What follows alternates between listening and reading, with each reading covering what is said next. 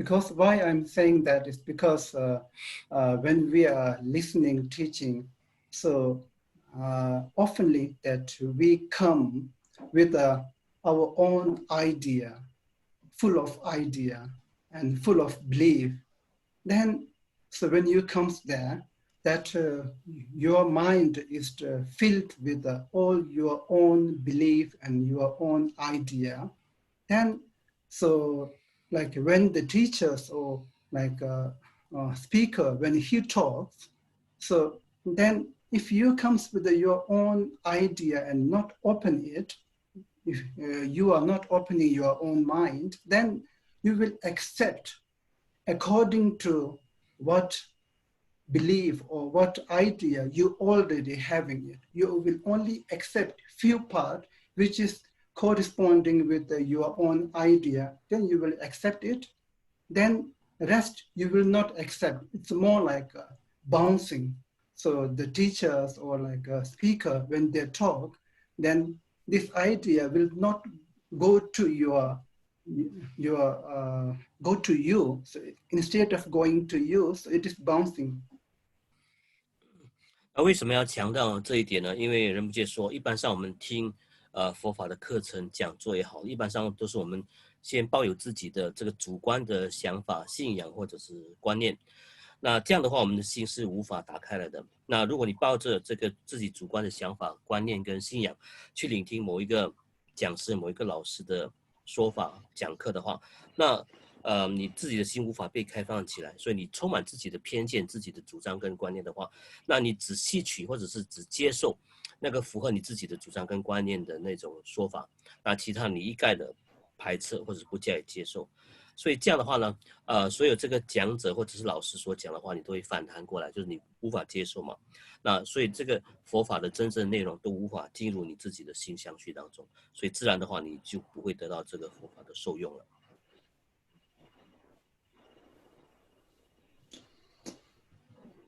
Okay, so that is why. So sometimes we teasing, because when people comes to your teaching or comes to you, most of the time, like people want to hear their idea from your mouth. 所以有时候仁波切开玩笑就说，有时候不要得意洋洋，因为有时候有人来你这边听法，他听的只是他自己的主张从你的嘴巴里面说出来，他所要听的是他自己的话从你的嘴巴说出来而已。So if that case, you will not get any new idea. You will just accept only those old idea which you already have it.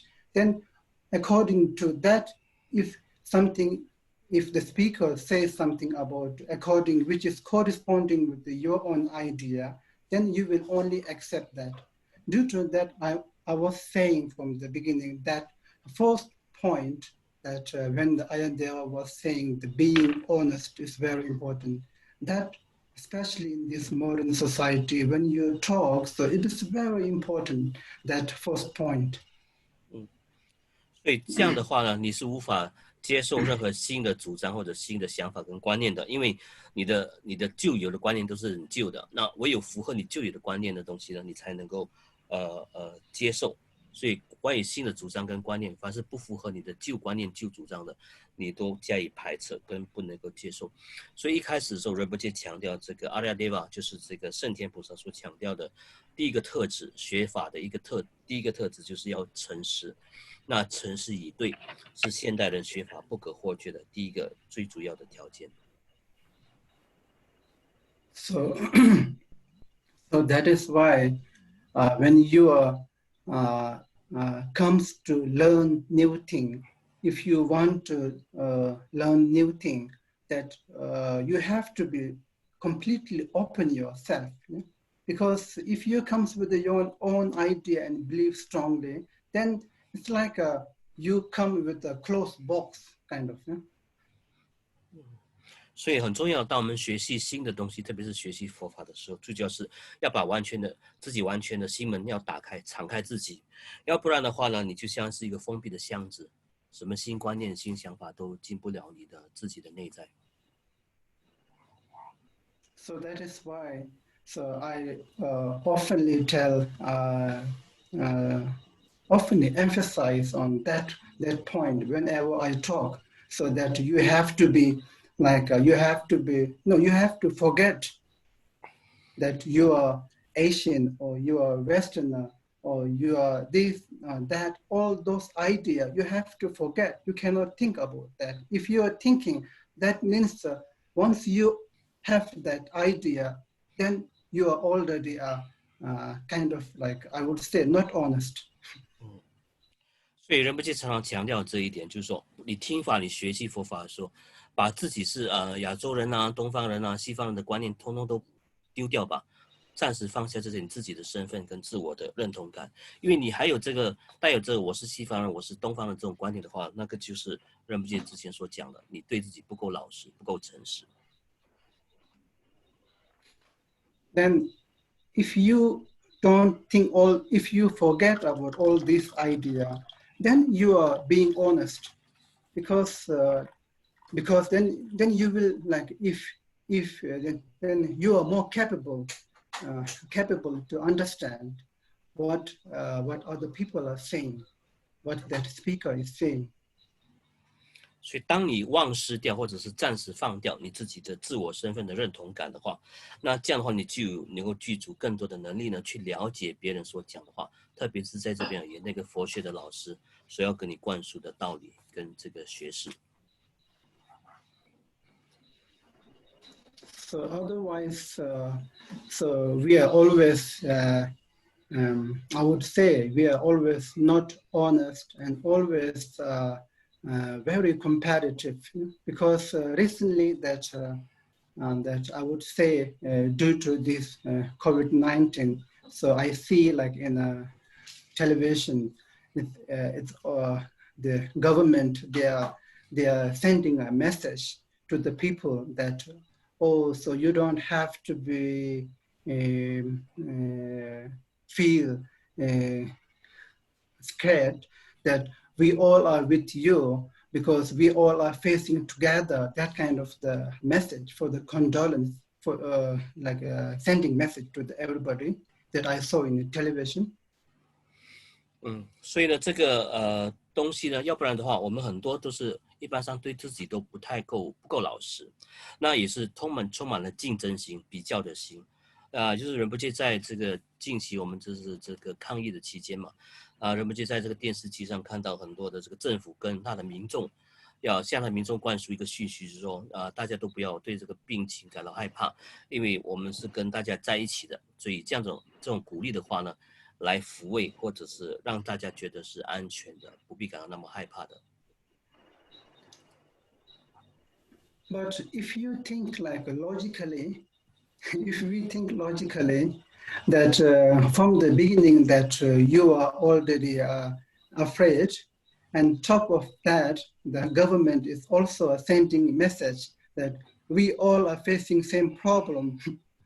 So if you think like logically, so it is not really a condolence. Yeah? So it will make you even more scared that you are like facing problem. On top of that, whole world is facing problem. So that sounds like now whom should I ask for the help? Everybody is facing problem together. 可是如果你一开始就有很多的恐慌的心态，你觉得对病情感到莫名的恐慌跟害怕跟恐惧的话，那再加上政府跟你说你不要怕，那这样的话你就会觉得你就会更加的害怕跟恐惧了。为什么？你觉得自己我本来已经有这个问题了，现在政府跟我说我们一起面对这个问题，那就觉得我自己已经面对这个问题了，到底我要向谁求救呢？所以这个政府这个讯息不止不能够增加你的这种。不止不能够安慰你，甚至会给你带来更多莫名的恐慌跟害怕。But our emotions are not working that way. Our emotions are not working logically. So it really helps, because when like government is sending message that you are not only, so we all are together with you. So it helps you to like encourage, because why it is encouraging is because our emotion is not working logically.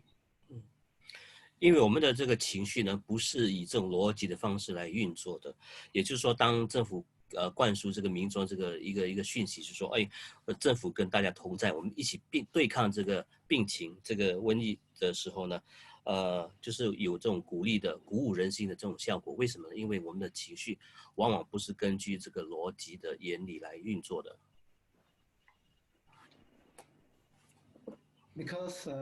Because why I'm saying that is because with this, like how this emotion, the way of functioning this emotion, we can figure out that how competitive we are, that our like all, so I would say like whenever we feel happy or whenever we feel sad, so we always compare with the others. So in order to be happy, first you will compare with the other. So if they are suffering more than you, then you say, oh, I'm better, now I can be happy. if they are suffering less than you, then actually so then like there is no really reason, even if they are suffering less or more. So it is not really good reason, logical reason you to be happy or sad, but because of our how our emotions are functioning, so we will compare with the other first. Then if they are less suffering, then you will not happy. Like you will say, oh, I'm suffering more than him, so now I should be not happy, I should be sad. That kind of the like mentality. This is how our emotion works and functioning. 那我们的情绪呢？我们的情绪的运作方式是不符合这个逻辑的。我们情绪的操作的方式是我们先把自己跟别人来一个比较，来一个有竞争性的比较之后呢，才会决定自己是不是应该要有这个快乐或者是比较忧伤的这个情绪。比如说，当我们觉得自己快乐的时候，往往就是因为我们把自己的快乐跟别人比较起来的话，我们觉得那个人比我们来的比较不幸一点受的苦比我们多一点，我们就觉得哎。相对来说，我们比那个人比较更快乐一点。相反的，那个人的痛苦没有我们那么多的话，我们就觉得自己似乎好像没有什么理由可以让自己别得更为快乐。相对上来说，所以可是就逻辑而言呢，那个人到底受的苦比我们多或者少，根本不足以成为让自己变得快乐与否的一个恰当的、符合逻辑的这个理由。可是呢，别人比我们痛苦多一点的话，我们就觉得自己比较快乐一点，相对来说，那别人痛苦少一点的话，我们就觉得自己没有什么好理由让自己变得更为快乐，相对而言。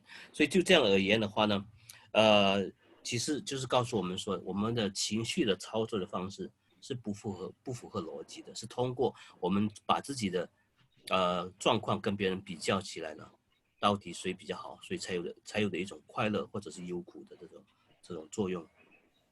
跟情绪 and especially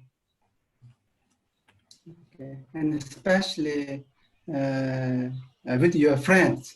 Actually, it is not supposed to be with your friends and family, but this is how our emotion works. Yeah, because when you are compare, you oftenly compare with your friend, that your circle, someone, those your neighbor who is who is around you. You will compare with them first.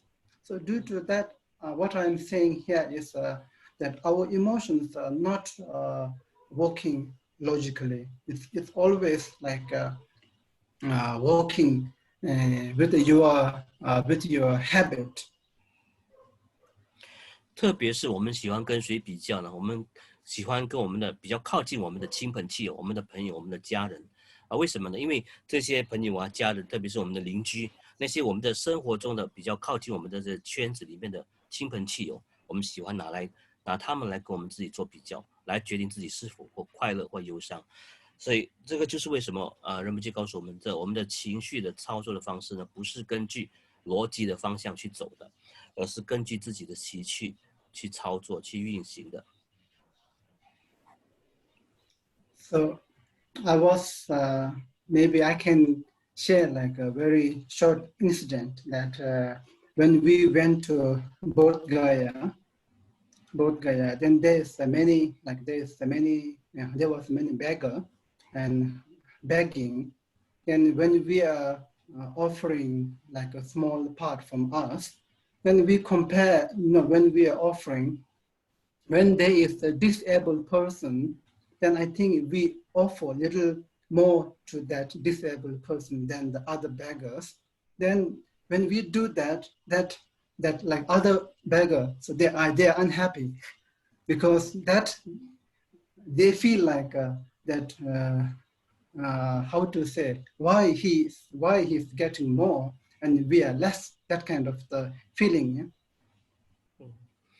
那人们建议跟大家分享一个在菩提迦耶的一个故事，比如说他们去菩提迦耶朝圣的时候，那朝圣的时候，那菩提迦耶很多的乞丐嘛，对不对？所以当你看到一个比较有残障的乞丐，你给他更多的钱的时候，那些比较没有那么残障的乞丐就会觉得被忽略掉，他们觉得这个人为什么给这个人更多的钱？就觉得这个人是不是要故意忽略掉我这个？所以总是有这样的比较的心态所产生的一种情绪。So why I'm saying that is it's the same thing that there is same message there because like within that two beggar, so he also compare with his friend. Then when he see that his friend is getting more, then he is unhappy. So like this is what I'm saying, like our emotions are like working this way. Like first you will compare, then you will think whether I should be happy or whether I should be sad. That kind of the very like illogical like way of like functioning our emotions are. 所以，即便是这两个乞丐他们是朋友的话，他们也会互相的比较。就是那个不那么残障的乞丐，他得到的钱比较少，比那个残障的乞丐少，他就会觉得很不开心。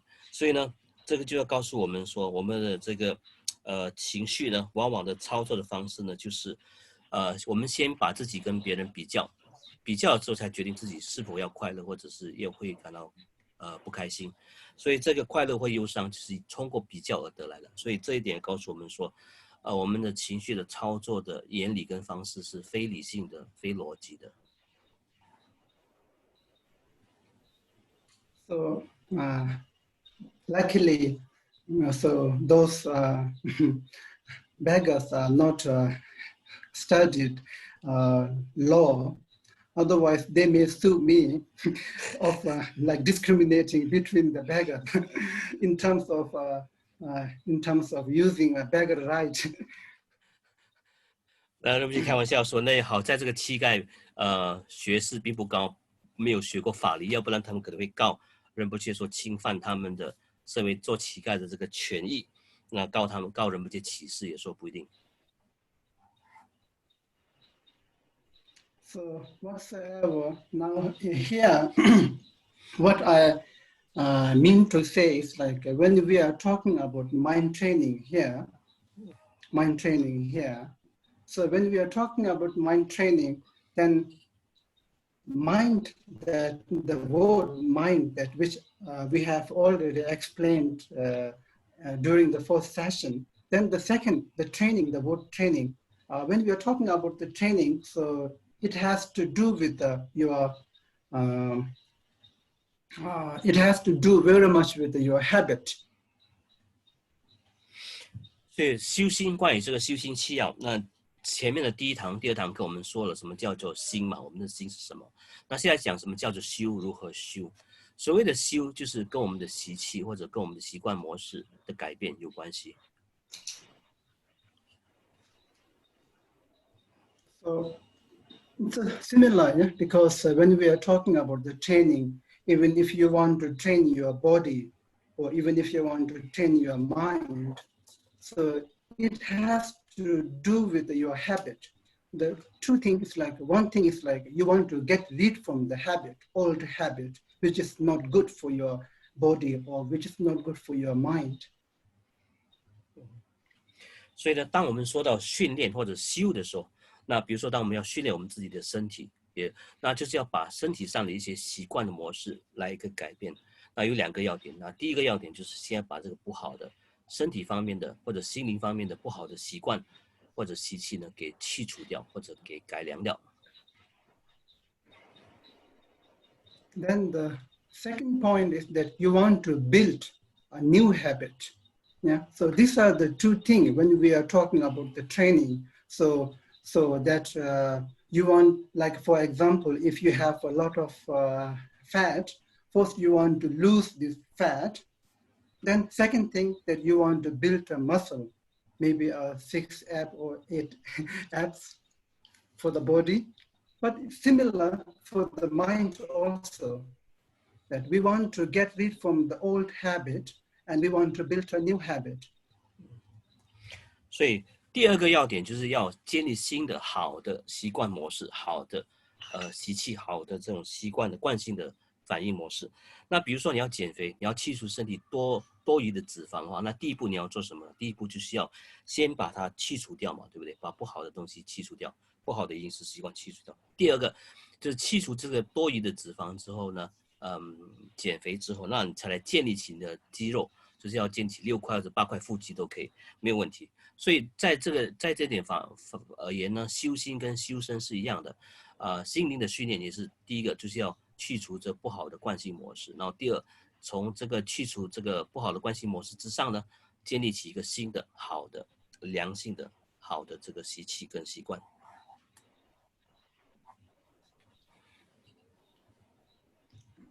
So in here, so when we are talking about the mind training, we have started with taking Bodhicitta vow, then like this turning your mind into a Dharma. Then we have last time that we have started with when we are practicing in here, the main practice of the mind training is a Bodhicitta mind here. 所以关于这个修行方面呢，上次我们讲过这个菩萨戒的重要性，那必须要先领受这个菩萨戒。那下来第2步就是要转心向法的4种思维。那上一堂课我们也讲过，说这个修心7要的正行，正行的内容部分呢，主要就是菩提心的修持。So now when we are talking about mind training with the Bodhicitta mind, means that you want to build a new habit with a Bodhisattva way. This is the how we are training. So we want to get rid from those normal mundane, this life, mundane attitude, mind attitude, and we want to transform and change into a Bodhicitta mind. 所以当我们说到修心的时候呢，也就是修菩提心。那菩提心的修持，主要就是要建立一个新的习气模式、习惯模式。那这新的习惯模式就称之为这个菩萨道的新的生活的这个方式。那这个菩萨道的新的态度跟新的生活方式，就是把世俗的这种心态呢，不良的心态转化成什么呢？转化成菩提心的态度，菩提心的心态。And then when we are talking about the Bodhicitta mind, in here, so we have started with the ultimate Bodhicitta mind first. Normally, so we started with the relative Bodhicitta, but in here, like little bit differently, so we started with the ultimate Bodhicitta mind first. 所以当我们谈到菩提心的修持的时候呢，那前一课我们谈过了，我们是先修圣意菩提心，然后后修这个世俗菩提心。这跟一般的内容，一般的佛法的内容是不太一样的。一般的佛法讲课都是叫我们先修世俗菩提心，然后再修这个圣意菩提心。所以这边是从圣意菩提心开始修起的。And when we talk about this ultimate Bodhicitta mind, so last time that we have distinguished in the 2 periods. one is a meditation period, and the second is the post-meditation period. Then for the meditation period, so at the beginning, then like you have to, you have to do 7 branches prayer. Then after that, you have to make a supplication prayer. Then after that, you have to find a comfortable place where you can meditate. And then the preparation part, in order to keep your mind and body calm, you have to exercise this breathing exercise 21 times. 那么关于这个深以菩提心的修持，分为上座修跟下座修，就是禅定跟禅定后的2个不同的时间、不同时间阶段的修持的方法。那一开始的时候呢，前面的1倍功夫就是我们先要修这个前行7支行愿文，然后7支行愿文之后念一些祈行文，念祈行文之后，你必须要找一个很舒服的地方，要安顿你的身心，然后很舒适的坐下来，然后结果要调息，就是数21次的出入息来安顿，或者让我们的身心呢处于一种放松的安顿的状态当中。So when we're talking about ultimate bodhicitta mind, it's mainly meditation. It is not like a sub-meditation. When we're talking about ultimate bodhicitta mind, the main part of the ultimate bodhicitta mind is meditation. So due to that, so actually it is connected with shamatha and vipassana as well. 所以当我们谈到这个究竟菩提心的修持的时候，我们谈到的是这个禅修的正行。禅修的正行是主要的修法，不是下座修，而是上座修，就是在禅定中、禅修中的正行的这个状况当中。当我们谈到这个禅修的正行，或者是入座的禅定的部分的时候，通常我们所谓的禅修就是所谓的舍摩他跟比波舍那，就是止观这2种的禅定的法门。So then, so especially in this practice, obviously, like it is explaining about the ultimate bodhicitta mind, but since it is not the main part is relative bodhicitta mind. But still, so since it has to, since it has mentioned here, so I would, going through very briefly. 所以特别在这边明显而见呢，虽然这个修心7要主要是要我们这个圆成世俗菩提心的修持，但是因为这边我们先谈到的是这个深意的菩提心，所以深意菩提心我们必须要在这边略略的讲一讲它的内容是什么。So the first part that last time we have already explained about the preparation for the meditation is a breathing exercise, but that part maybe some people are asking for the demonstration, but since last time we don't have a video, so I will just show like a little bit only, because when I said that breathing should be like without any like reckless and excitement and any sound, like very slowly and very like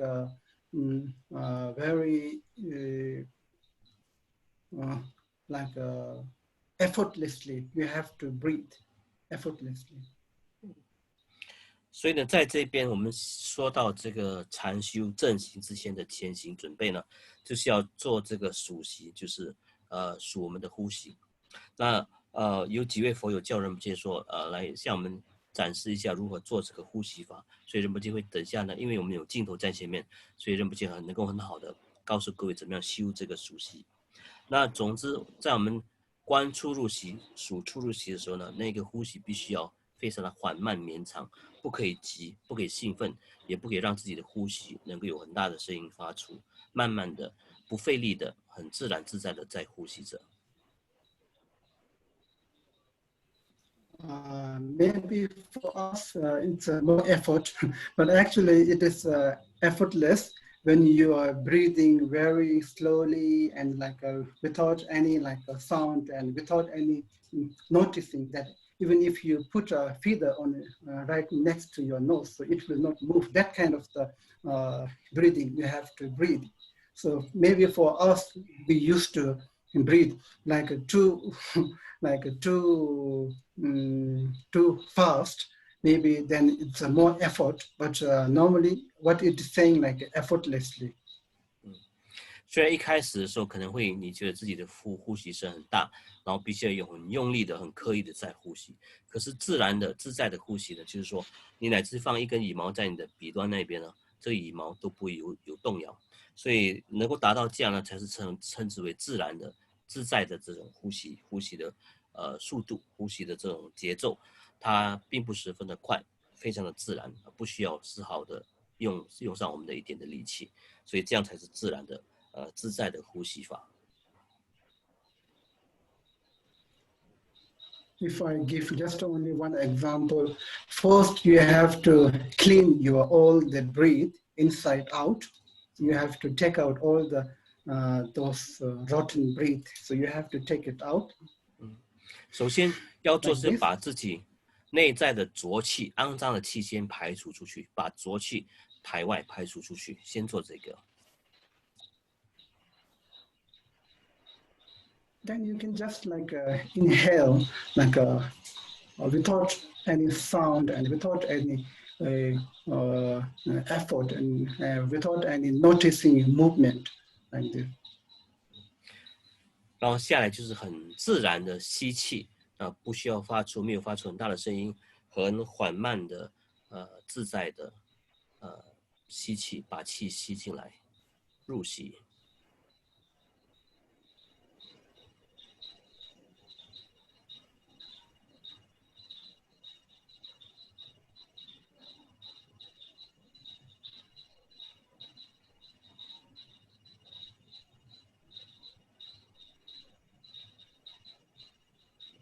Okay, I just give like very like briefly example that sometimes we feel like whether is he breathing or not, that kind of the feeling it will give when you are breathing very slowly and very like without any effort, that kind of the breathe you have to breathe. So you will notice right away if you do that like 21 times, you will notice right away that how your mental state and then how your body calmness, it will help you to relax your mind and body both. 所以这仁波切给一个很简单的这个例子。所以当你做21次这个出入息的观修之后呢，你会觉得自己的呼吸是不是很慢的，是不是很缓慢的、绵长的、不费力的、很自然、很自在的这种呼吸的这个节奏。所以当你做这个出入息21遍之后，你就会关照到你自己的身心的状态是否是平稳的，是否是安静的、止息的。那你会发现到这个21遍的这个出入息的观修法，对我们自己的身心的安顿跟静止是相当有效果、有效用的。Then after that, so when you are meditating, so normally, so when we are talking about the meditation, there is two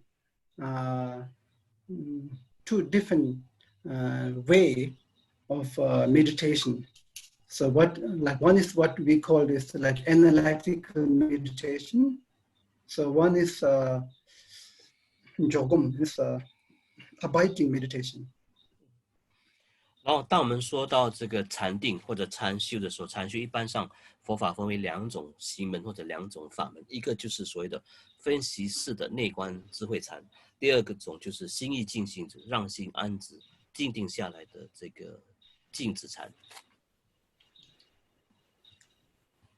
So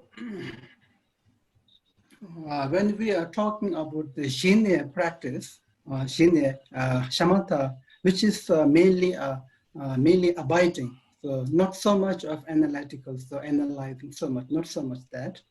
So when we're talking about this like vipassana, then there can be a both, then that analytical and then that like abiding meditation, both can be possible. 所以当我们说到一般藏文说习内或者说是这个舍摩他 shamatha 的时候，那我们谈的就是止观中的止。那一般上就是把我们的心安顿在一个对象物上面的，没有太多的分析式的禅观。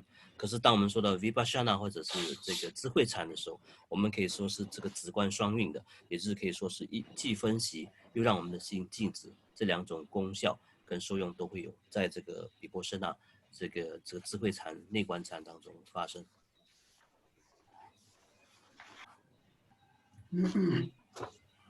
Then for that in here, it's more like analytical meditation, because so mainly when we are practicing this ultimate bodhicitta mind,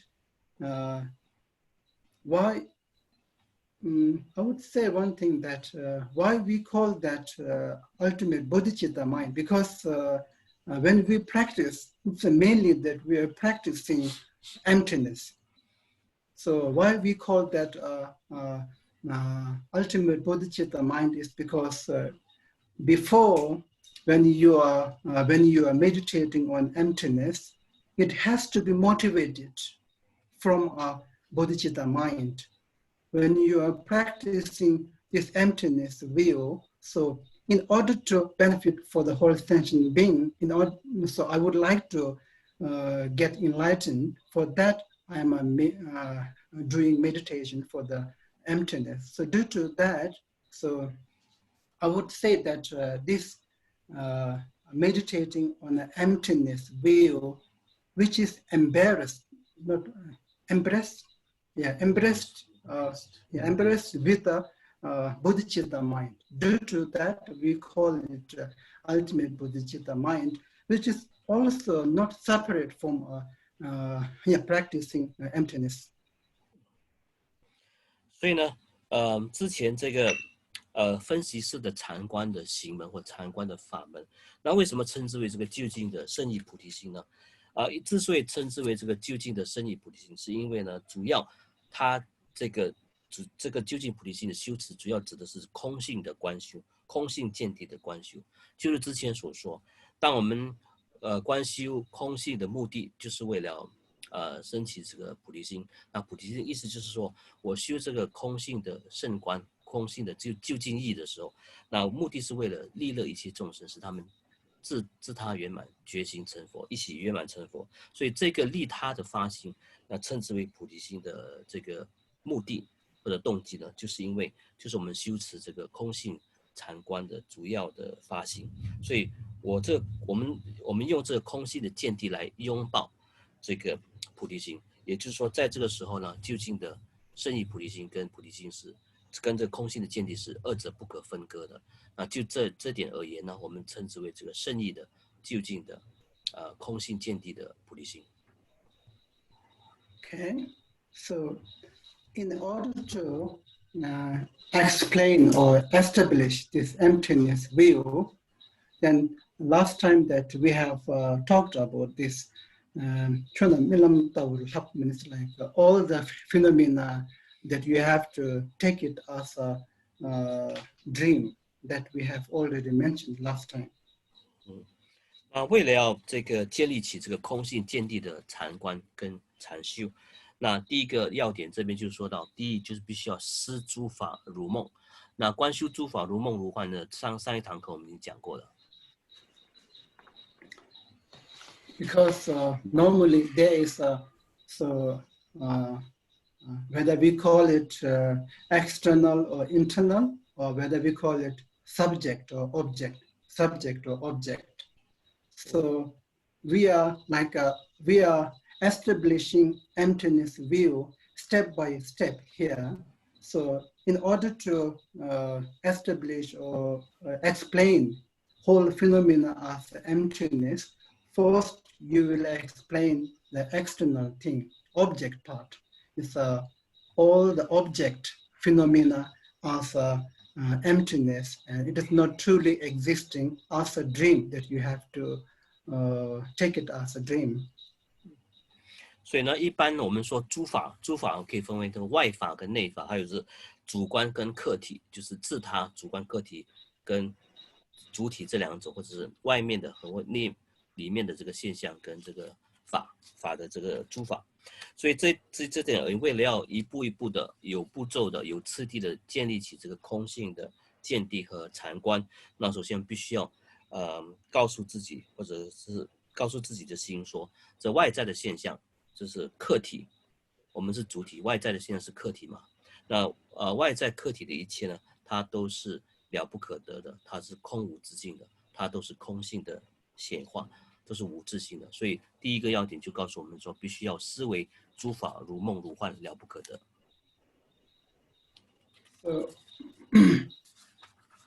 In here, it means that all those like external objects are not truly existing as a dream. When we are explaining here, it is explaining the first step means all the external phenomena are not different from the mind, not different from the mind. So that is, I would say, this is also like one way of introducing mind. 所以呢，当我们说到这个外在的客体的一切诸法、一切万物呢，它都是无自性的，它都是不真实存在的，都是如梦如幻的，都是了不可得的。这个外在的投射跟显象，那其实也跟我们的内在的这个心呢是一样的，一样也都是空性的，一样都是空无自性，一样都是了不可得，如梦如幻的。人们接着说，这个就是引介我们的心性。自性本性的一种诀窍跟方法。And which is also mentioned in Bodhisattva, means Dasabhumi Sutra. Dasabhumi Sutra, it is comes from the sense more. It's like all these three realms are just mind only. This is what it has said in Dasabhumi Sutra. 也就是萨珠巴，就是达萨布密苏爪这个经典里面有讲过说，一切的诸法、万事、万象、万物呢，其实不外就是我们的自心所现，为事所变的，一切都是唯心所造的。And then this idea is very much like used in all the Mahayan Sutra and Shastra, like Shastra, Madhyamika Avatara, and also the Uma Rinchen means the Ratna Mala, like Ratna Mala by Nagarjuna. So then even in like Tibetan master like Kamapo Rangjun Doje, and then all those like Sakya Kaiju, Nyingma, those masters, they are very much emphasizing on this method in order to like establish emptiness view. 所以呢，其实，在佛家的这个一切的经跟论当中，为了确立起这个空性，正观的见地，那不管是这个 Shastra 就是论，或者 Sutra 的经，那即便是在这个入中观论Madhyamika 中观的一些这个论点当中，或者宝曼论 Nagarjuna 龙树菩萨所写的这个论著，还有这个伽玛巴让尊多杰大宝法王，还有这个萨迦嘎举尼玛派，所有的这个论点跟经序当中，都会有很清楚的描述，这样的观修的空性的方法跟诀窍。So which is saying that all the appearances, it's,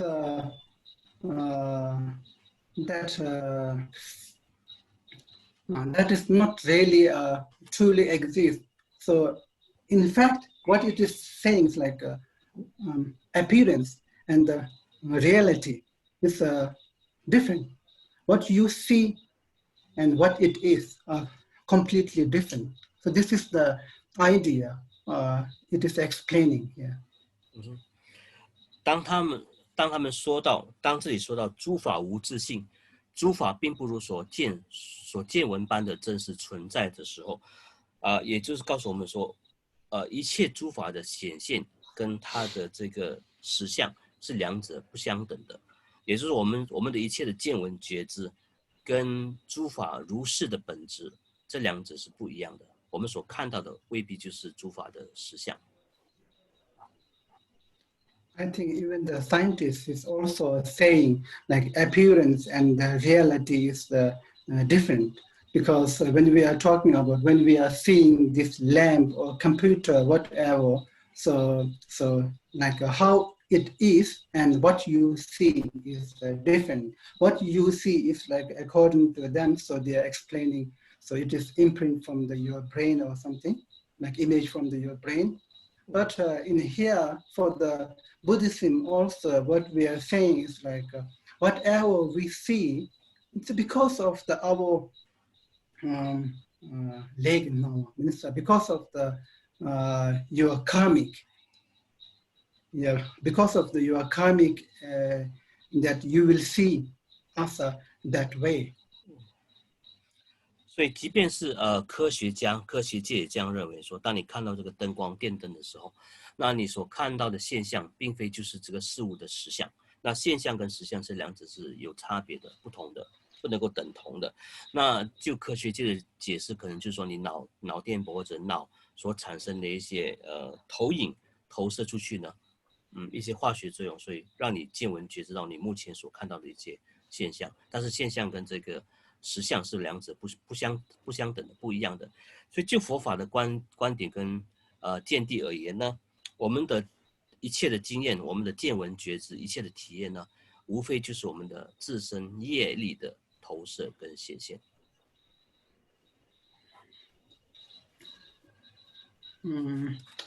So according to the Buddhism, because of your karmic tendency, so you see differently. But for example, so normally this example has given in a like Madhyamika Avatara. So if there is a cup of the water, like this kind of the cup of the glass of the water, so 6 different sentient beings, they will see differently. 所以呢，在这边就告诉我们说呢，因为我们这个业力跟习气的不一样，所以我们的体验、我们的见闻觉知，众生跟众生之间的见闻觉知也各不相同。所以在个 Madhyamika Avatara 中观论里面就有举6个例子，就是说同样的一杯水，对6道众生而言呢，各个呢个别都看成不同的东西，都有不同的体验、不同的见解跟想法。It is saying, for example, for the fish, if you see water, for them it's a house. And for the human being, so if we see water, it's drinking water. But if it is for the like hungry ghost, then it's more like a spurs and the blood, those kind of the unpleasant things. And so if it is for the God realm, it's more like a nectar. So this kind of it given example in like Madhyamika Avatara. 所以在这个 Madhyamika Avatara 入中观论里面有告诉我们说，比如说这个一杯水对一只鱼来而言呢，它就是一个能够让它悠游自在的家，它能够在里面很舒服的游泳。那对人而言呢，这一杯水就是能够喝的饮料。那对恶轨道的众生而言呢，那这一杯水就等于脓血，非常发臭肮脏的脓血。那对天人道的众生，就是天神而言呢，这一杯水就等同于甘露。所以同样的一杯水，可是对不同的众生有各个不同的显现，都是因为他们业习不同的缘故，所以他们的见闻觉知对同样的一杯水也各不相同。So, yeah, like for example, even for this our very like modern life, modern time, if you are like a businessman, then you take whole world as a market. 比如说我们生活在一个现代人的社会当中嘛，对一个有生意头脑的生意人来说，整个世界都是他的商场。整个世界都是商机一片。So if you are an artist, whole world is art for him. 如果你是一个艺术家的话呢，整个世界所有的万事万法万物都是你的艺术品。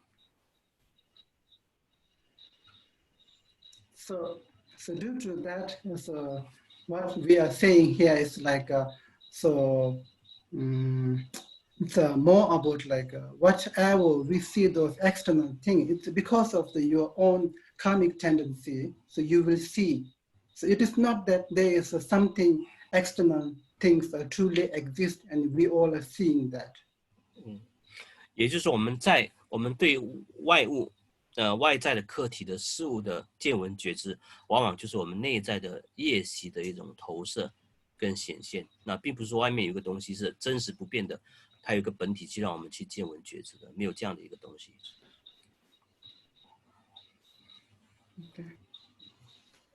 Okay, so this is like what the beginning part that we are talking about this Chönam Ilam Tawlap means all the external object. It's not different from the mind. Means like from your mind, when your tendency is ripping, then you see that. Like this is like more like a reflection from your mind, whatever you see outside. 所以我们说这个外缘或者外物外相不离之心，也就是说，并不是外面有一个很真实不变的本体的物件呢，让你去见闻觉知的，也就是你通过你自己内心的业习所展现，你去投射出那个外在事物的形貌状相，所以一切的显象。一切诸法无不是自心所现，为是所变的。Exactly, similar like when you are dreaming. When you are dreaming, when you are sleeping and dreaming, so it is reflecting from your mind. There is not really truly existing thing out there when you are dreaming. You can dream in a very small house. You can dream a very big mountain or elephant or anything you can dream, even if you're sleeping in a very small house.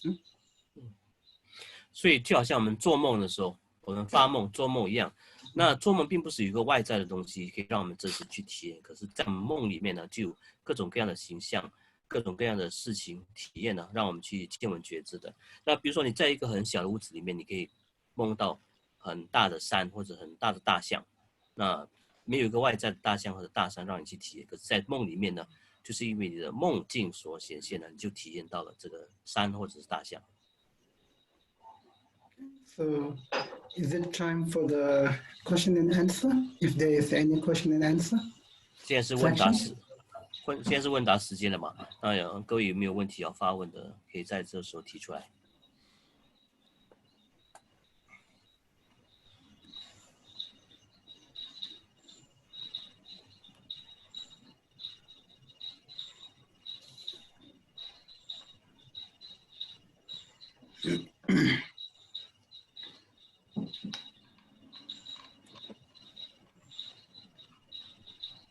There's one message. It's saying I can't hear. 有一个讯息说我听不到。The rest I don't see any question. 这边讯息没有看到其他的问题，有吗？ So maybe we could continue if no question or anything that want to discuss. Okay. No, maybe like if anyone wants to go to restroom or maybe short break. This time, so no need to adjust the camera, so it will not disappear the video. 好，我们现在就是休息2-3分钟，可以上厕所啊，休息一下。Maybe 3 minutes. 再回来，3分钟休息，好不好？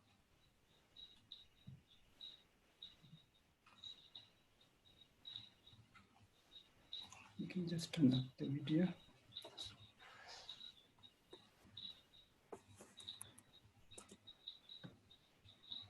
Actually, the time.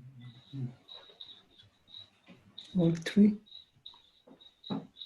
What all three? Our mind only. Couldn't understand clearly. What all three? I don't understand what all three.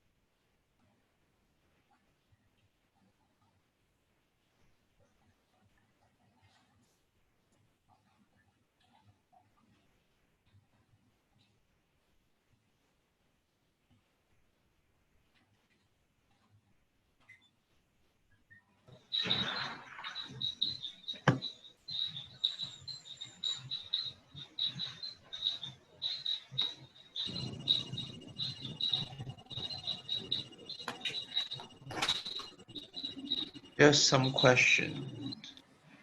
Type in the chat group. Yes. Rinpoche, I see some question.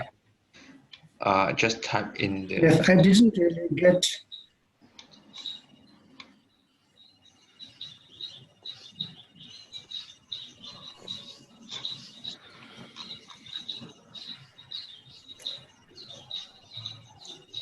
I have seen that there's one question is asking about all three, but What I don't all really three? get it. What all three?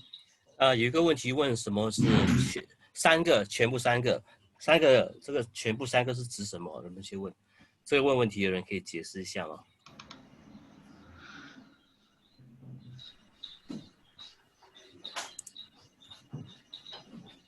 The three. Dear Rinpoche, you said that according to The Dasabhumi Sutra, all three realm, all three world. 这个 Dasabhumi Sutra 这个经典里面所讲的三界啦，就是一界、四界、无色界，三界六道，三界三个世界都是就是唯心所现的，空无自性的。 Okay, so now we will start. 好，我们先开始吧。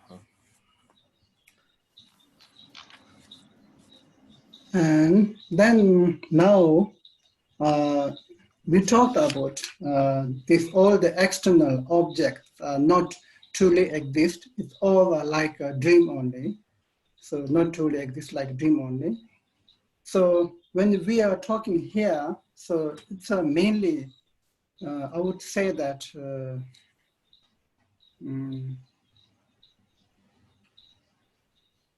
subject and object here. So we are talking first objects explaining emptiness. Then the second part is subject, the mind. 所以呢，当我们说这个外相、外在的诸法就是如梦如幻、空无自性了不可得的时候，那我们这边就要谈到主客两种不同的东西。那所谓的客体就是外在的显现、外在的现象，就是诸法，它本身是空性的，了无自性，空无自性了不可得。然后再来回归到我们自己的这个主体本身，主体本身就是我们的认知的，能够认知的，能够向外攀缘，能够认知只取外相为实的这个心，它本身也是这个如梦如幻了不可的，也是空性的。Then after that, it's Maje Rikwe Shila Je, means after that, second one is examine the nature of unborn awareness. 那下来第二句，那当我们谈了这个第一句的施诸法如梦的话，第二句就是观心性无生，心性本身它是无生的。Now we are talking about this mind, like even that mind subject itself is not truly exist. 那这边就说到说，即便是心这个主体能够认知外在诸法为实的、只以为实的这个主体，它本身也是空无自性、了不可得的、不真实存在的。Because the first part that all the external objects are not truly exist, it's commonly accepting with the Chitta Matra and like Madhyamika, both they are commonly accepting. Now it comes to like going further. So like even that mind itself is not truly existing. This is only Madhyamika will explain that. Not Chitta Matra school. 因为所谓的外在诸相，一切诸法为空，这个本身是 Chitta Matra 跟 Madhyamika， 就是这个唯识宗跟这个中观学派两者都共同认为是确实的一种见地，如实的一种见地。可是当我们谈到说，即便是不只是外在现象为空无自性了不可的唯心所现，乃至于能够觉知的这个主体的心，它本身也是空无自性了不可的。那这样的见地，唯有是中观派Madhyamika 才有的一种不共的见地。So in here, Maje, unborn. So like this is like one of the main reason to explain the mind is emptiness. 然后这边藏文说麻切，它是意思就是无生，无生呢就是解释心的空性的一种用词或者一种方法。Because when we are talking about this unborn, so when you analyze, when you examine, then so like all this mind or all the functional object are not born if you examine and if you analyze. 所以我们说心性的无生，因为为什么说心性无生？因为当我们细细的去检验一下，去分析一下，是外物也好，诸法也好，乃至我们自心本性也好，它真的是无生的，它是空无自性的，无生的。Because in order to exist, all the functional object, in order to exist, it has to born, isn't it? 因为诸法如果实存的话，它必须有所升起嘛，它是必须有生的，有升起的，能够升起的。So when we are talking about born here, so it doesn't mean like life. Yeah. It just simply means like it has to be form up, arise with some cause and reason. 所以当我们说这边的生的是不是说有没有生命的，有没有存在那种生？这边所谓的生起是说它必须要有因缘，真正的因缘和的现起，它是真实的一种现起，一种缘起。So, and for that, it has explained very much detail in all those like Madhyamika, Avatara, and all those very much in detail. So when we are talking about unborn, so with a reasoning, does it born with a self and other and both, or none of that. So like this kind of the four possibilities, with the four possibilities reasoning, so it will explaining that all these functional objects are unborn.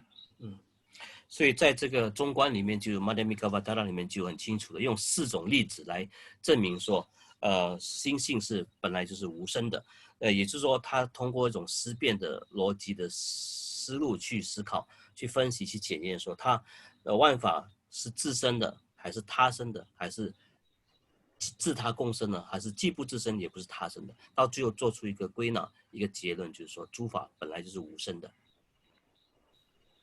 But in here, so it is explaining unborn with the 3 time, like 3 time. Depa is like a past. Past is already past, yeah. So it's it doesn't exist anymore. 所以这边的无生是贯通3时或者3世的。那第一个时段就是过去，过去已经过去了，所以过去时它本身就是无生的。Like in order to born, it has to be born either in like these 3 time, yeah? Past, present, and future. The past is already past, so you cannot born there. It's already not here, and doesn't exist anymore. 所以如果万法必须实存，必须有生的话，它必须存在这个3个时段中，过去、现在、未来其中一个。但我们说到过去的时候，过去已经过去了，它在目前是不实存的，所以它过去这本身就证明说万诸法是无生的。And again, that future, so when we're talking about the future, it doesn't exist yet. Yeah? So it cannot be born because it doesn't exist yet. 那我们说未来也为什么说未来也是无生呢？因为未来都还没有来到嘛。既然是还没有出现，还没有来到，你怎么说它是有生的？所以这证明说未来的这个时段也是无生的。So if you're talking about the present, it is exist. It is already born, so you don't need to born again. 当我们说到现在这个当下，当下已经实存了，已经生出来了，你不需要再生出第2次，所以它本性而言也是无生的。So this is the way to explain that even that mind, if it is exist, it has to be, it has to born. If it born, so it cannot be born in the past, present, and future. Due to that, that mind is unborn. So due to that, the mind is not truly exist. 所以呢，这个就是一种思辨的方式去分析、去检验、去思考。那如果心性实存的话，它必须有所升起，有所升起了，必须在这个3时过去、现在、未来当中能够如实的升起。那既然它不能在这个过去、现在、未来当中如实的升起的话，这证明它是不实际存在的，也是无生的，也就是空性的。So due to that, so we have to examine on the nature of the nature innate of the mind. So when you examine it, then you found there is nothing exists. Like that is like what we call the emptiness, and we have to meditate on that. 所以我们必须要如实的去检验我们的自心本性，我们心的本质是什么。当你如实的去检验心的本质或者自心本性的原本的样貌的时候，我们就知道说它是空无自性的。那空无自性就是空性的鉴定。那所以我们必须要把心安住在这个空性的鉴定的禅观当中去禅修。So this is also like very important. So it is also that explaining this non-dualistic. 所以这是非常重要的一个要点，一个见地，也谈到这个不二，没有分别，不二法门的这个诀窍，无分别。So dualistic mind, it's like based on all the dualist. Yeah, I would say like all that. So this is the, I would say, best way of training your mind, and especially in order to eliminate from the root of all our habit, those wrong negative emotion. 所以呢，这个无二元分别对立的非二元的不二的心呢，那其实仁波切说就是最好的修心的方法。这个最好的、最重要的修心方法能够去除什么呢？能够去除我们根本的妄习跟这个错误的二元分别的执取，跟我们的烦恼和习气。So as I mentioned earlier, when we are talking about the mind training, the one point is you have to eliminate this like old unhealthy habit. So in here, so it is removing from the bottom of bottom of your mind. 所以刚刚说的，仁波切说过的这个，我们说心或者身体的训练都好，第一个要点就是要把不好的习气或旧有的模式呢，习惯模式给去除掉。那所以在这边我们要去除掉是什么呢？就是我们根本的烦恼。二元执取的心呢，从根本上都被这个修心的要诀给连根拔起，完全的清除掉、净化掉。So that is why when we're talking about the mind training, there is a two way of training. So one is just that for temporarily that you're trying to block all those negative emotions for the temporarily. 所以当我们谈到修心的时候，其实一共有两种方法。那第一种法门就是你暂时的压制住你的烦恼，使它不升起，或暂时的堵住你的这个二元分别的对立烦恼心，让它不至于制造一大堆的困难跟麻烦。Second way of training is uprooting. So when we are practicing this ultimate bodhicitta mind, this is mind training, which is uprooting all the negative habit. 然后第二个方法就是完全的斩草除根，把这个我们的恶习，就是烦恼跟不好的习气给连根拔除。那这种连根拔除的完全根治的方法呢，也就是所谓的这个生理究竟菩提心的修持，空性的修持。So due to that, as I was saying, this meditating on the emptiness is also a best of mind training. 所以人们就会说，这个空性的禅观、空性见地的禅修本身就是最好的修行法。Because normally when we talk about the mind training, and so we are like expecting something different than the meditating on the emptiness and all those things, shamatha and vipassana. We are expecting something different from that. But these are all this shamatha, vipassana, and meditating on emptiness. These are all mind training actually.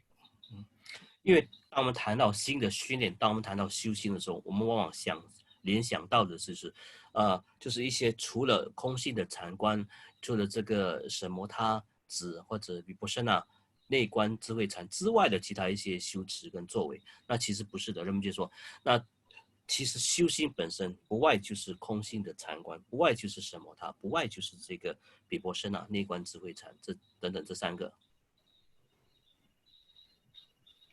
Then again, after that, it is said that Nyambu Nija Rangsarto means that like even the antidote be free in its own place.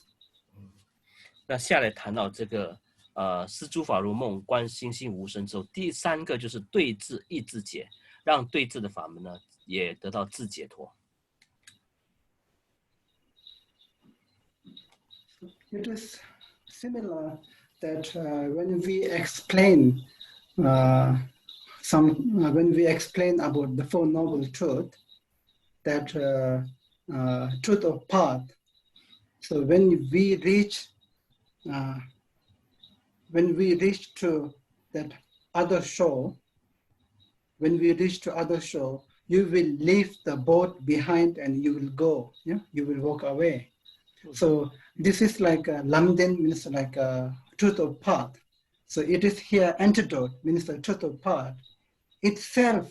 It is also not truly exist. 所以当我们说到四圣谛，那四圣谛我们知道有个道谛嘛，道谛就是有法门，有法门去让我们去做，有道路让我们去走的。当我们通过道谛的行持而到达彼岸，到达究竟解脱的彼岸的时候呢，我们坐船到那边的时候，那个船你必须要给放弃掉，给舍弃掉，给放下来。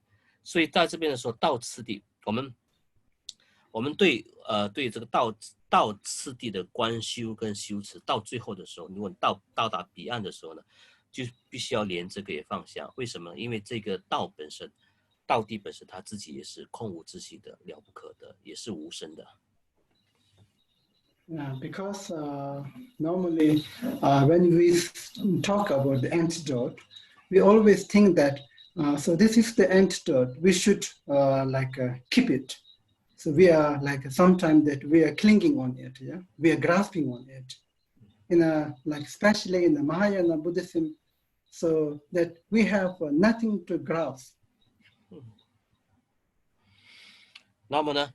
一般说我们说对治的法门，那特别是我们修人社会佛法的修持者，我们喜欢保留着这个法门，我们喜欢这个法门，所以就卡在这个法门上，就是我们希望一直保有这个方法。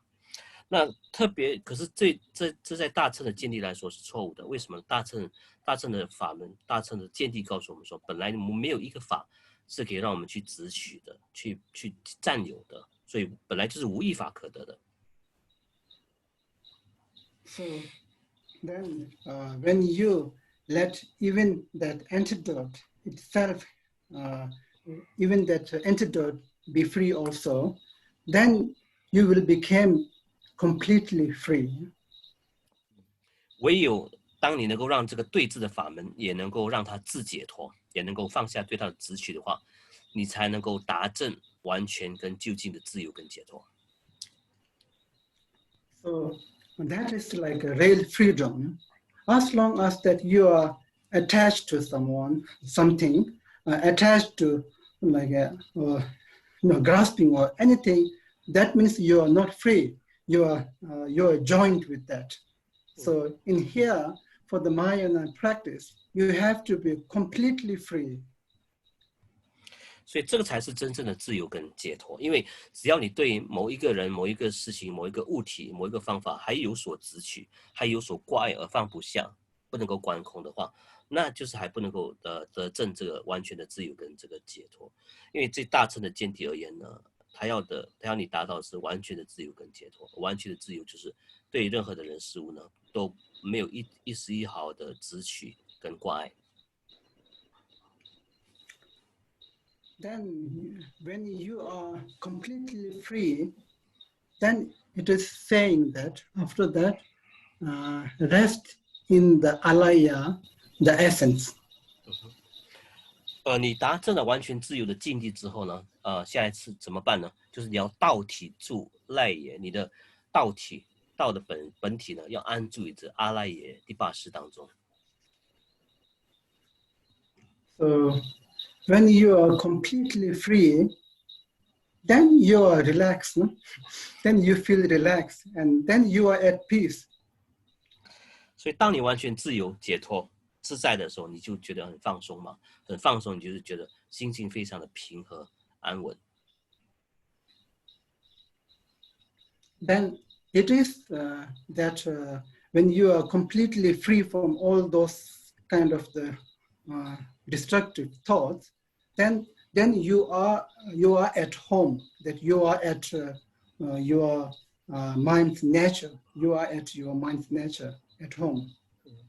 所以，当你远离一切的妄念的执取，当你从一切的妄想、一切的烦恼中得到自由跟解脱的时候，你就回到你自己心灵的家。那这个心灵的家呢，也就是所谓的你就能够安住在你的自性本性当中，如如不动，自由自在。Because so when we are talking about the peace, so when we are talking about the peace, so sometimes that we are expecting something to achieve, but in here, it is when we're talking about the peace and ultimate happiness, it is not that something to achieve. It is the complete freedom. That is the peace, and that is the bliss and happiness. 那么呢，当我们谈到所谓的这个自由啊，所谓的心境的平和安稳的时候，我们想到的往往是说，所谓的真正的快乐跟幸福，真正的自由自在。我们想到通常是那个境界是有所求、有所证、有所得的。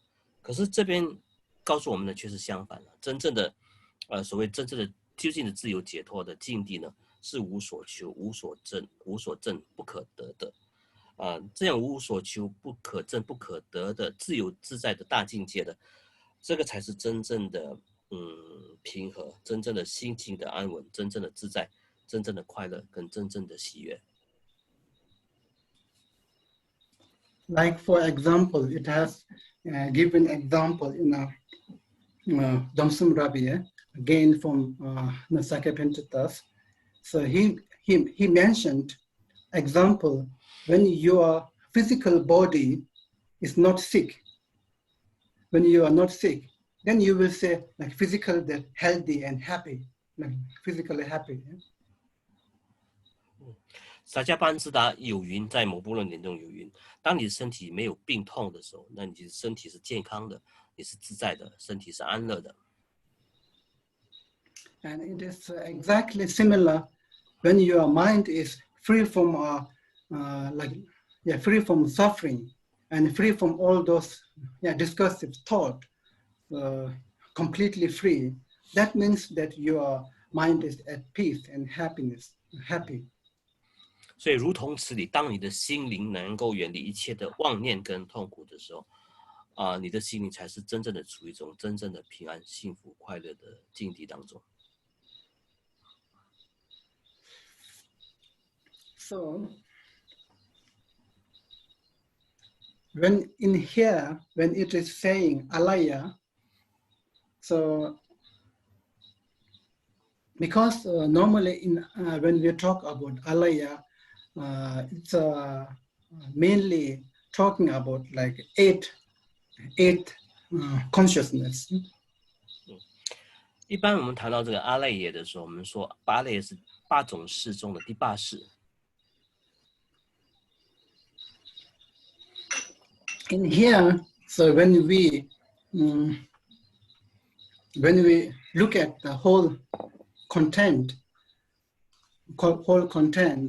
so it must be referring, because in like Madhyamika Avatara has mentioned that when we talk about alaya, sometimes we will refer to 8 consciousness, but sometimes we will talk about the emptiness, essence of everything. 因为在这个中论 Madhyamika Avatara 里面，有清楚的说到，当我们谈到阿赖耶的时候，它所指的意义可能有2种可能性。第一种可能性是所谓的第8事阿赖耶识，那另外一种所指的这个阿赖耶所指的就是空性本身，也是诸法万物的它的实相，它的本质，也就是空。So I think in here it's it looks more like it is like referring to the emptiness, nature of the mind, because kun shi, the word in Tibetan, kun means all, ji means base for everything.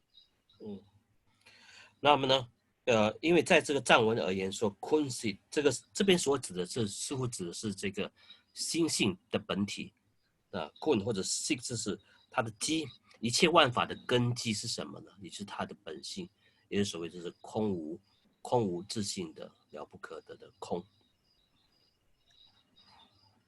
So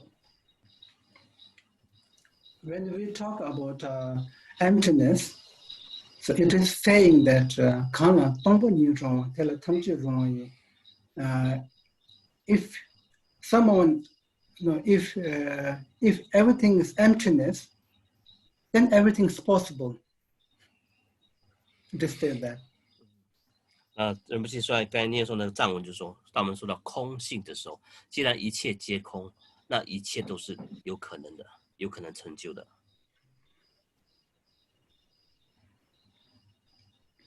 So that is why. So I'm saying here when it is saying rest in alaya means like rest in nature of the mind, means like completely free from all this like discursive thought, and rest on alaya means the nature of the mind. So in this kind of the resting mind, its own nature. So like for the Longchenpa, he has wrote the whole book for the. 所以在这边我们说这个道体住赖也，就是把心安住在阿赖耶当中，也是空性当中，也就是心的空无自性当中，也是安住于我们的自心本性当中，所以称之为道体住赖也。这边赖也只是阿赖耶，就是安住在我们自心本性当中。所以这个在龙谦巴尊者在这边有很多的这个论述，在很多的论点中有讲到这样的一种空性的修法。So anyhow, so in here, so what it is explaining all about is mainly about non-dualistic wisdom, because when we practice this ultimate bodhicitta mind, that you are meditating on a non-dualistic wisdom. 所以当我们这边讲到当然就是一种非二元的不二智慧。所以因为当我们观修的是这个究竟生以菩提心的时候，我们就是在观修，在证悟这个非二元的不二的这个智慧。Because I would say this dualistic wisdom is based for the all emotions.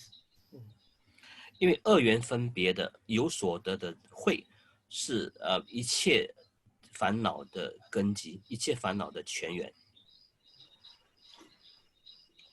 So I just said the dualistic wisdom or dualistic mind, because when we use the word wisdom, people refer more like very positively. 所以因为我们谈到这个心的时候，仁波切刚才用的词就是 wisdom 跟 mind， 就是这个谈到不二的有二元的对立的心，其实指的是智慧，就是用这个 wisdom 来表明，因为往我们说这个智慧是心的一种比较正面的解释吧，代名词。So why I'm saying that is like because when we are training our mind here, the most important thing what we are trying to do is as I've mentioned earlier, we are trying to get rid from the negative emotion. These are our habit. I would say habit, or also. So sometimes I used to say that it's a emotions are addiction. 那所以当我们这边修心这边我们要所做的事情，所要达到的成就，也就是从这个所有的烦恼中妄念中得到处理，或者得到自由跟解脱。那在这边而言，就是我们的习气吧，我们的业习、业力跟习气，也就是仁波切这边很喜欢常用一个字，我们对我们的自己的业习，我们的烦恼往往是上瘾了，我们是患上了烦恼的上瘾症的众生。Because when we talk about our emotion, so we know, so sometimes that we know, so this is not right, but it will be keep arising, so we will be following that.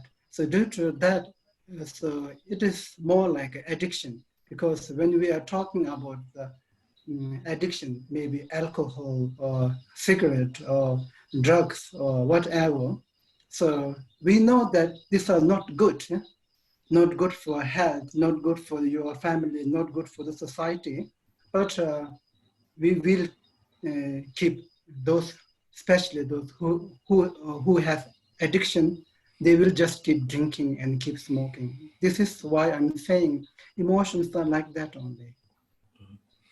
为什么说烦恼是一种上瘾症呢？因为仁波切说，那烦恼我们明明知道有一些情绪、一些烦恼是不应该有的，还是它偏偏你不要的时候，它偏偏会升起。那升起的时候，烦恼升起的时候，你会跟着它跑，卡在那边。所以这个等同于，当我们说上瘾症的时候，我们以为说是喜欢抽烟啊、喜欢酗酒啊、对毒品上瘾等这些。可是这边烦恼的上瘾反而更加的危害我们，因为我们知道，就像这个一些其他习惯的上瘾症一样，我们知道它对我们的健康、对我们的家庭、对我们的国家社会是不好的。可是我们偏偏就是上瘾，无法自拔，不能够从中得到自由跟解脱。所以就这点而言呢，烦恼就是我们的上瘾症。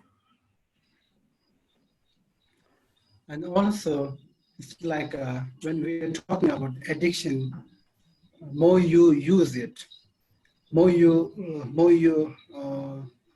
engage with those things, more it will damage your health and it will damage everyone. So it is similar. Then more we engage with our emotion, those negative emotion, so it will damage your mind. So it will damage your peace. So it will lost your mind. That your mind will lost control. 所以好像这个一般的上瘾症一样，我们知道说，你上瘾，你越上瘾的越多的话呢，你就是越不能自拔，那就对你的身心造成跟别人造成更多的危害。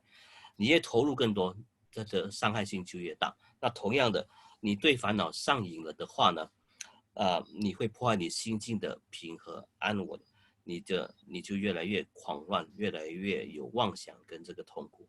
所以就这点而言，我们是患上了这个烦恼的上瘾症。But most of the time, that even though all those negative emotions are kind of addiction, but we don't take it as a sick disease. Yeah, so like we don't take it as a disease. We will take it as a normal. Instead of taking negative emotion as a disease, so if someone who has no emotion, that you will take as abnormal. If you say that person has no emotion, you will take it that he is a little bit abnormal person. Yeah? You will take it opposite way. 一般上呢，这个烦恼的上瘾症呢，我们有对烦恼上瘾的话，我们不认为自己是有病的，我们认为是正常的一种社会现象。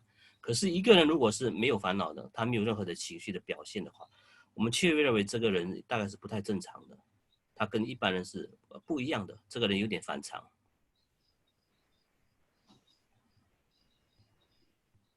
So it's like when whole world, maybe majority of the people has a sickness, then if someone is not sick, you take it as he is abnormal. Instead of taking you sick, you take it he is abnormal. He is a more sick kind of that kind of attitude we have. 所以我们的态度就是，如果这个社会中大部分的人都病了，都生病了的话，那少数不生病的人反而会被这个大部分生病的人会认为是反常的，这就是我们这个社会的心态，认为这个认为不生病的人才是反常的。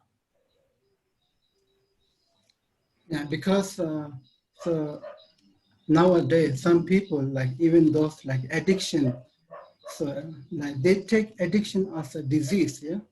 not as a not as a criminal. So when we are talking about the addiction is disease, that means we are taking them as like innocent. Yeah? So like actually they are innocent, but they are like sick. 所以一般上我们说这个，社会上而言呢，都把上瘾症当作是一种病态。那病态本身它不是一种罪犯，也不是一种犯罪的行为。所以虽然是这个无辜的，就是你对这个烦恼上瘾的是无辜的，可是不至于罪大恶极，它不是一种罪行。So, and especially when we practice in this like Bodhicitta mind, it is very important to look all the sentient beings as innocent. Otherwise, that you will not able to generate compassion towards them. 特别是当我们提到说这个菩提心的修持的时候，我们更应该要把众生当作是无辜的，要不然的话，你以为他们是有罪业的话，你就不能够对他们升起这个纯粹的慈悲心。So, due to that, what I'm saying here is like all the sentient beings are innocent, but they are sick. They are sick with a negative emotion, that kind of addiction, or like everyone, each one of us, we are sick with those kind of addiction. 所以我们可以说，众生就这点而言，虽然他们是无辜的，可是他们对烦恼上了瘾，他们都染上了这个轮回的烦恼的这个病。每一个众生都有他们无明的业习跟这个烦恼，他们的确是在某一方面呢生病了。So all this negative emotion or addiction based on this dualistic wisdom. Due to that, we have to, in order to arise the non-dual wisdom, you have to explain the object of this dualistic wisdom not truly exist. That is not truth. Then only then you will able to gain this non-dualistic wisdom. 所以呢，为了要让这个我们说这个二元分别之心的执取的对象，为了要让这个无二的无分别的智慧能够在这个二元之心中升起，那我们必须要告诉这个二元之心所执取的对象物，它的对象物就是外在的一切显现呢，它本身就是空无自性的，了不可的，它本性是空的。那唯有这样的话，我们才能够升起这个不二的、没有分别的空性的究竟的智慧。Okay, so this is how we practice this ultimate bodhicitta mind during a meditation period of the time. 这也就是我们如何在这个正行的禅修的阶段呢，入座、上座的时候，观修这个究竟生起菩提心的方法。So when we are meditating, it is said here. So you have to, for the one session, you have to make very short period of the time, many short period of the time, in order to not to get fed up with meditation. 在这个正行的禅观的阶段，这边有一个要诀，就是告诉我们要修的时间要短，但是做的次数要重复多次，这样的话我们才不会对这个禅修的正观。这个正行的禅修部分呢，产生厌倦的心。Then after that, it is said that when you finishing this meditation on the ultimate bodhicitta mind, then you have to dedicate the merit, and then after that you can do a 7 branches prayer. 然后呢，这边有说，在我们做了这个空性的究竟生起菩提心的禅修之后呢，我们可以做一些功德的回向。那回向功德之后，可以祈修这个7支行愿文或者7支供养文。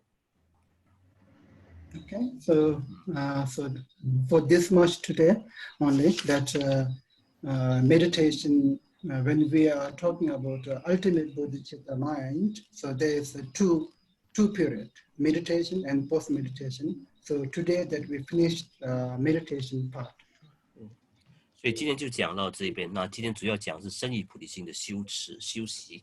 那么呢，这个生意究竟菩提心有2种时段，就是上座的正行禅修阶段，以及下座之后禅定过后的所修的这个要诀。So when we talk about, especially when we talk about the meditation or training, so that means that we are trying to get used with it, yeah. So we are trying to think again and again about that, and we are trying to do it again and again, so which will get used with it, and at the end, so it will become easy for you. So then you don't have to put so much effort. Later on, it will come by itself. 所以当我们说到禅修，当我们说到修心的时候，我们谈的是一种习惯的模式，就是我们必须要对这个新的习惯的模式呢产生熟悉的这个感觉。也就是说，我们要不停的做，不断的修，不停的去想去做的话，那等到有一天，我们就这种禅修法，这种修心的方法变成我们的第2的天性的时候，我们就自然而然的就能够事半功倍的得心应手的去自然的去熟练它的修持的方法，自然就能够升起它的禅观的内容。And especially when we're talking about the mind, so it can train us limitless. It can train us limitless because it is not similar with our body. Because when we're talking about the body, so no matter how much you train, so if you want to jump or if you want to do anything, there will be always limit, so that you cannot do a limitless. Yeah. So when we're talking about mind, so we can train it limitless, so which will turn that mind itself turn into this wisdom, and it will transform into that wisdom and compassion and bodhicitta mind. 也就是谈到我们这个心的训练、修心的时候，我们必须要知道说，心的训练跟身体的训练不一样的地方，就是我们身体是有极限的，但是心的训练、修心的诀窍、修心的成就却是无可限量的。比如说我们体力、我们身体的机能的极限呢，我们可以跳多远、跑多久，都是有它体力上的、物理上的、身体上的限制。可是修心，因为心是无形无相的，所以它的成就也是无边幅员的，不可限量，没有极限的。所以如果修心修得好的话，我们就能够把这个2元分别的心呢，转化成无限量的、无止无尽的智慧、慈悲跟这个菩提心。So this is what it has been said by Dharmakirti. 就是 Dharmakirti 法称大师所常常讲的这句话。Okay, so we will stop here today's section, and then if there's any question, we will try to answer for that. There's an unanswered question in the previous session. The question is, Rinpoche, you said all external things we perceive should be deemed like a dream or not truly exist.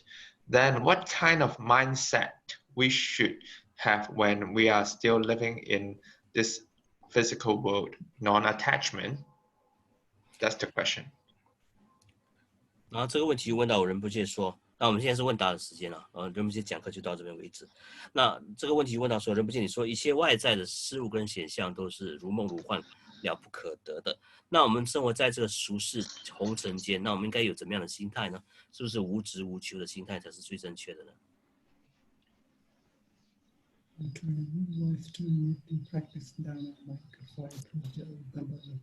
to accumulate our physical like practice Pupa or Mahakala to clear. Oh, this is my question. I will ask later. Still waiting. Okay. Not, So which not one? I will private message to you. That is so that is easier. Yeah.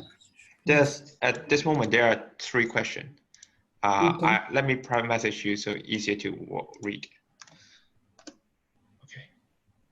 Sure. Okay, I also private message the question to you. Private message. Yeah, Okay. easy to read. We are still living in physical world, non-attachment. Non-attachment. Okay, so yeah, true. So we all are living in this like a physical world. So it doesn't mean that like when we are saying that not truly existing, means that we should not be clinging and like grasping. This is the main idea when we are talking about not truly existing. But still, we have to use this like a very physical world in order to achieve enlightenment. We can use it. 所以当我们说到我们生活在这个物质的情趣世界呢，那主要我们说这个万法了不可的，空性无生，了不可的这空无自性的话，那它的目的就是要我们剔除我们对这个诸法的执取跟这个妄求，这是最重要的一点。这个用意是在这边。可是呢，既然我们是生活在这个繁荣的俗世间，这个物质的世界嘛，我们可以以它为道。转为道用，用这个物质世界的种种的因缘呢，来成为我们的菩提资粮，让我们能够成就我们的佛道，这是可行的。Like for example, when we watch movie, so you can watch movie and you can enjoy it, yeah? But if you are clinging and if you are grasping and if you're believing whatever happening in that movie after truly existing, then you are becoming stupid, yeah? 那比如说，人们就说，比如说你看电影嘛，因为你知道电影明明这是假的，正因为它是假的，它是不真实存在的，所以你可以乐在其中，你可以享受整个看电影的过程。可是如果你电影里面的情节，你把认假当真，你认为是真的话，你就卡在里面，不能够抽离这个故事的角色。这样的话，你就是很笨的一个人了。Then sometimes like a small kid, they do believe, yeah, whatever they see in the movie. So all this like character as truly existing, yeah. Then like no, sometimes those like cartoon and all those when kids are because those young kids, they are not able to like differentiate what is real and what is not real. Sometimes when they like those cartoon, those whatever character they like, so they get very sad and emotional. And sometimes even I ever heard in like Russia, it's a very long time back. So some kids even they do suicide. That is a very sad thing, yeah. So this is like what sometimes that it happens. So this is exactly like all these appearances are not truly existing, but still, so we are taking it as a truly existing and we are grasping and clinging on it. 那比如说一些小孩子嘛，他们看电影啊、看电视的时候，不明白真实跟虚幻之间的分别，他们就以为故事里面的情节，这些英雄主角跟人物，这卡通人物是真的，那他会陷入这种很悲伤的情绪当中，他们的故事主角死了或者是失去消失的时候，所以人们就有一个例子，就是他看到苏俄的一些新闻，就有些小孩子其实因为太投入这个卡通片当中而自杀死亡。所以同样的，这个如果我们以为我们这个整个世界的东西都是真实的，都不是空无自性的话，那我们就会卡在当中不得出离，那我们就会陷入一大堆的烦恼和妄求当中，非常非常的痛苦。Okay. Okay. The second question is emotion and emotional and negative emotions. How you said about emotions and negative emotions. How about person with anxiety, depression, or mental illness? Because nowadays many people has this issue, which sometimes is uncontrollable, to be emotional, etc. Thank you. I private message to you and share it. 我看到这个讯息了，但是仁波切说你谈到这个情绪跟烦恼的时候，但是如果万一那个人是有这个情绪的疾病，精神上的疾病，比如说是忧郁症啊，比如说是焦虑症啊，一些精神不正常的状况，心灵的生病、心灵的病症的时候，那很多人是不由自主的就会感到莫名其妙的去忧郁或者情绪化起来。那仁波切怎样解释？ So when I talk about the emotional, so like sometime that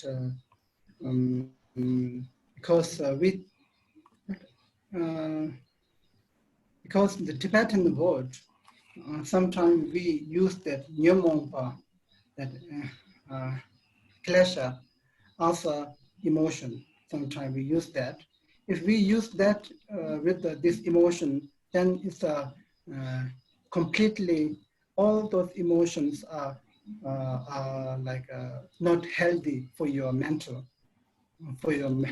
health. Sorry. But sometimes people are thinking compassion, like so like it's also kind of like positive emotion. Sometimes people they take it as that way. If you take that compassion as emotion, then like we cannot use all the emotion as a negative thing. 这边我要解释一下这边的这个用词上来说呢，英文的用词 emotion， 通常我们中文翻译成有时候翻译成情绪，有时候翻译成烦恼，在佛法上一般翻译成烦恼，所以一般我们说一切的 emotion， 一切的烦恼都是不健康的，就是不好的。可是 emotion 这是年文嘛吧，就是 klesha， 梵文说 klesha， 这是所指的是烦恼，英文字翻成是 emotion。可是有些人也说这是 compassion， 慈悲心也是一种正面的 emotion， 正面的情绪。就这一点而言呢，那就不是指着佛家所指的烦恼了，因为烦恼都是不好的。可是情绪有分正面跟负面的情绪这两种。So as he explained that when he talked about emotion and this negative emotion as the anxiety and depression, so these are like very true, and especially this modern time. So people are going through this kind of the emotions a lot, and so according to those WHO, according to their reports, so if we are talking about the 10 out of 1 person in this whole world, most of the people, 10 out of the 1 is like facing like mentally disorder, this kind of the this kind of problem they are facing nowadays. So due to that, so yes. 所以当我们谈到这个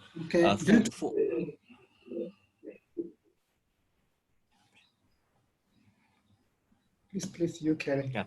所以当我们谈到这个负面的情绪的时候，当我们说这个负面的 emotion 的时候，我们指的不是烦恼，是指我们人生当中生活上的情绪。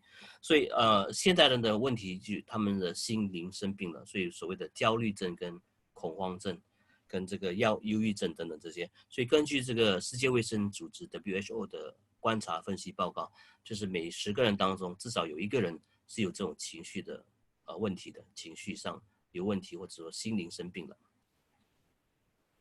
So, like in this kind of the situation, I think the Buddhism can play a very like important role and can contribute a lot for this kind of the situation.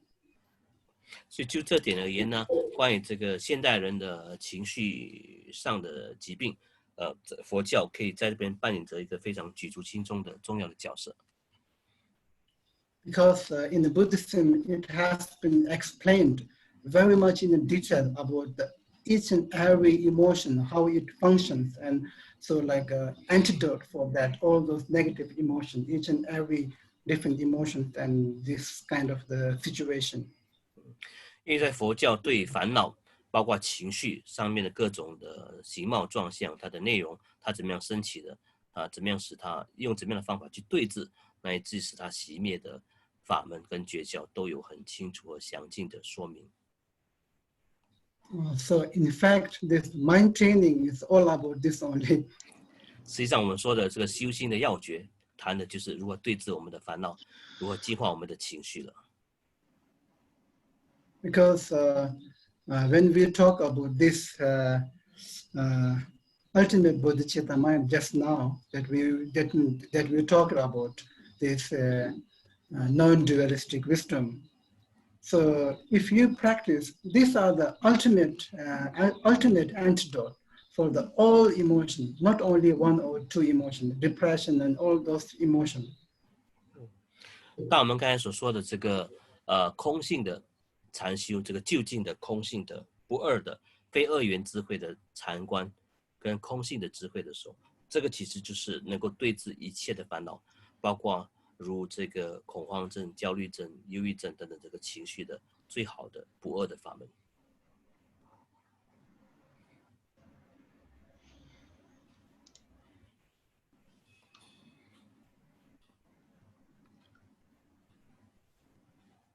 Hello, Rinpoche, any connection problem?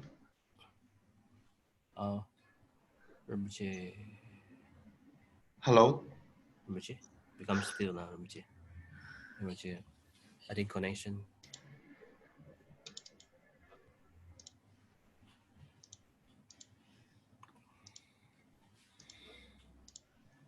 Please wait. Sure.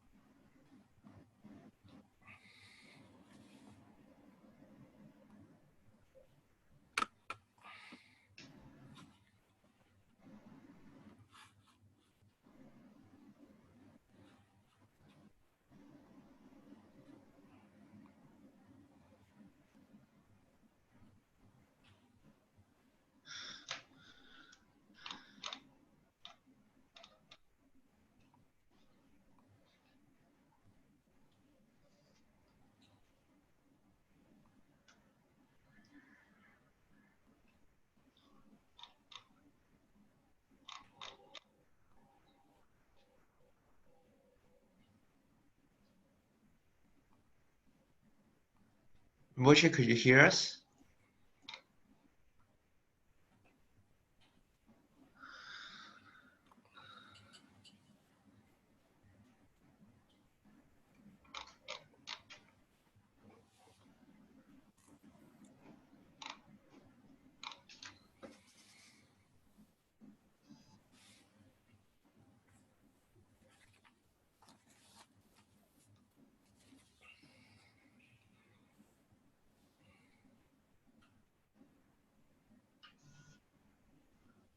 Oh, Rinpoche just WhatsApp me there is some internet problem, some bandwidth for India. The Wi-Fi, for the Wi-Fi, the bandwidth is not good. Mm-hmm. I remember my question is about why we need to practice Puba or Mahagala. That's the reason why we need to practice. Okay. Even though everything is like a dream. 就是说，他说这边不记得讯号，这是 WiFi 有点问题，所以刚才就是一届就是问到说，虽然一切都是如梦如幻，所以我们有时候要修普巴金刚，还是要修这个财神法啊之类的。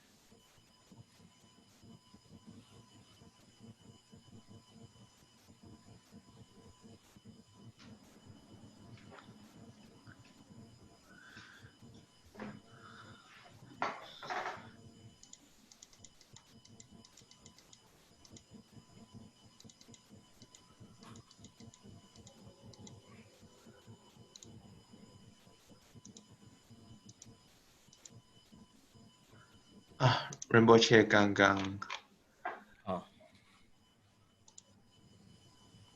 他等一下，他刚刚进了那个 waiting room，我 admit 了他。OK。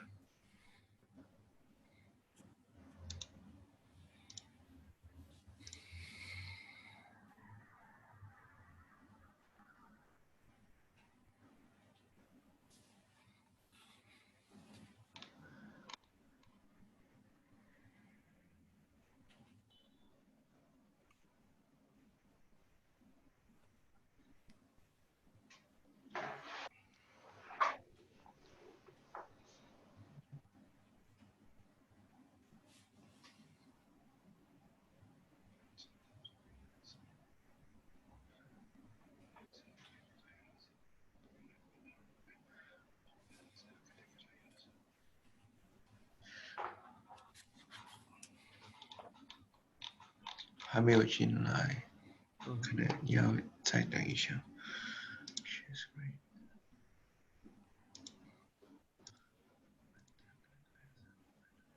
Yes, hello. Hello. Yeah, sorry for the interruption. Yeah, because of this internet, so we have disconnected. Now, so I'm using my mobile to connect. 所以仁波切现在用他的手机跟各位连接上，因为之前是有一些网络上一些问题，不好意思。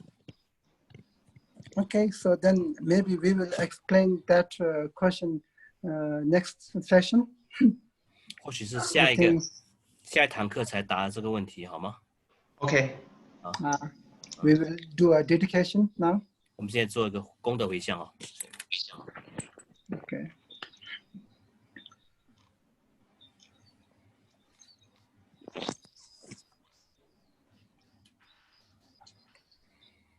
我三南的他们这这个年多年年别占南旁边，这个那这巴拉班出国也这边做人找我来说。Okay, thank you everybody and.